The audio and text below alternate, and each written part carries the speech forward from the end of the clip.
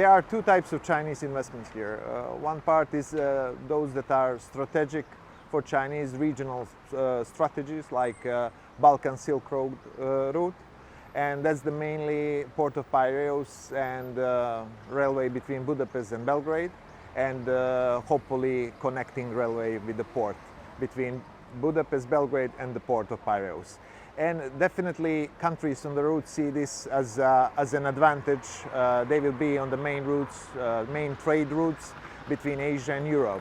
Other part of projects are less strategic for China. This is also highway in Montenegro, and they are more lucrative businesses for China. They give loans under the condition that Chinese companies build the infrastructure. Often the projects are unfeasible, very ambitious, and very expensive. And if there were, let's say, if there was a rule of law and independent institutions, and in these countries, I would say it will be an opportunity to take, definitely. But as these countries are often very corrupted, there's no rule of law, a lack of transparency, these credits and loan arrangements become very challenging for the economy. The problem with the loan is when it was taken, it was 30% of the annual GDP of Montenegro. Now with the crisis, the economy slowed down for 15% of GDP last year. And now the new government is realizing that it's going to be a big weight on their shoulders to repay these loans. And not only, but the project is delaying. So the money from the paying tool is going to be delayed. So basically it's going to be just spending money for the next couple of years. Well, I don't think it's the risk related only to China. The problem is the debt on its own, because it's too large. It's a too big debt to be connected only with the one country. And that's the problem. Another problem is that Montenegro gave up of its sovereignty in the case of non-payment, so the China could decide what to take of the public assets. It could be territory, it could be concessions. I believe Montenegro will service the debt. I think it will be disaster if we don't do that. However, China, I don't think they will try to take any part of territory. I think they will go to the lucrative energy concessions or maybe some other arrangements, ports, maybe the same highway. The European Union was too shy when criticizing this loan arrangement at the time. In their reports, they were very clear regarding the political system in Montenegro, regarding the corruption, rule of law, lack of transparency, but they were very shy. They did averted about this loan, but I don't think they insisted as they usually do. I don't think someone is saying now the EU should have fund the highway, but the European financial institutions cannot finance this kind of projects because they are unfeasible. Here we have this big difference between Chinese financial institutions and European ones, and they are not in good competition because the only institutions that actually was able to finance this was the Chinese institutions, because they don't need feasibility studies, they don't care if the project is good or bad for the country. It's just business for them. I believe the key is to try to renegotiate with China the loan arrangement and to start negotiating with European financial institutions for continuing this highway, because this is only one section of 41 kilometers.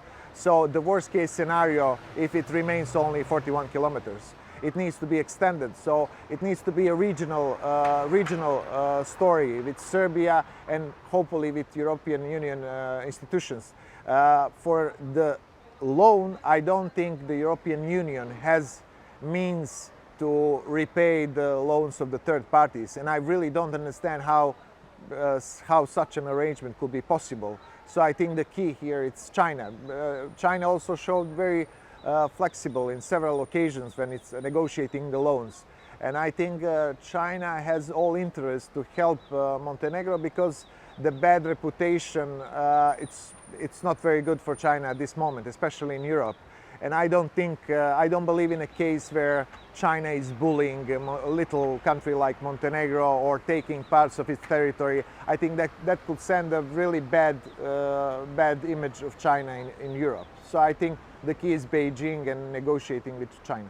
About finishing the second sections, I think there Montenegro needs to diversify and get engaged with other financial institutions. Continuing the highway with Chinese financial institutions, that will really create a debt burden that will be very heavy in the future.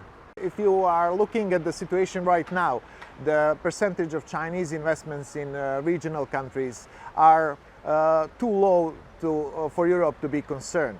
There are particular projects that are probably disturbing, but in general picture, there are more Chinese investments in European Union than in Balkan countries.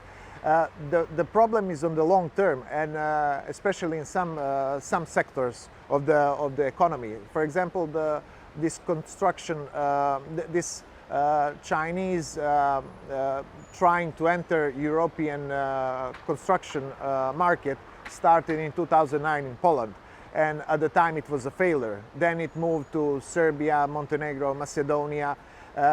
Chinese companies were practicing, and then finally they arrived to win public tenders in European Union, like in Budapest for the railway, and maybe the most interesting case in Croatia for the Pelješac Bridge, which is the first project which will be constructed by a Chinese company and paid by the European money.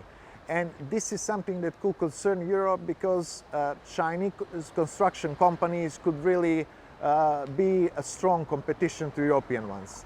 For now, this is still limited. This is only a few cases. But I think on the long term, the European Union will definitely be concerned about this situation. And I think in general also the Belt and Road Initiative, it is the China, for example, through Port of Piraeus and these railways, is creating new routes for its goods to Europe. And it could create problems, for example, to the traditional ports of Rotterdam, Antwerp, and Northern European ports. The traveling time of the goods will be lower for at least 7 days, which is a big thing, and will pass through the countries that are not within the European Union. So yes, I think in Brussels are very concerned, but from other side, the European Union is neglected a lot the infrastructural development in the region. It was often very tolerant to some large corruption cases, lack of transparency, and actually the political environment in the Balkans is as such that facilitate this kind of arrangements with China. And I think the main reason is no strings attached, in a way that you don't need to have a public tender, there's no much scrutiny or transparency, and you can distribute money to the companies you like. And I think for the Balkan regimes, this is the main point. And I don't think most of them, they don't think in a geostrategical way, but they are just seeing this as money to be used, as they saw this the same with Russian money, with Arab money. Whoever brings money is fine for this country.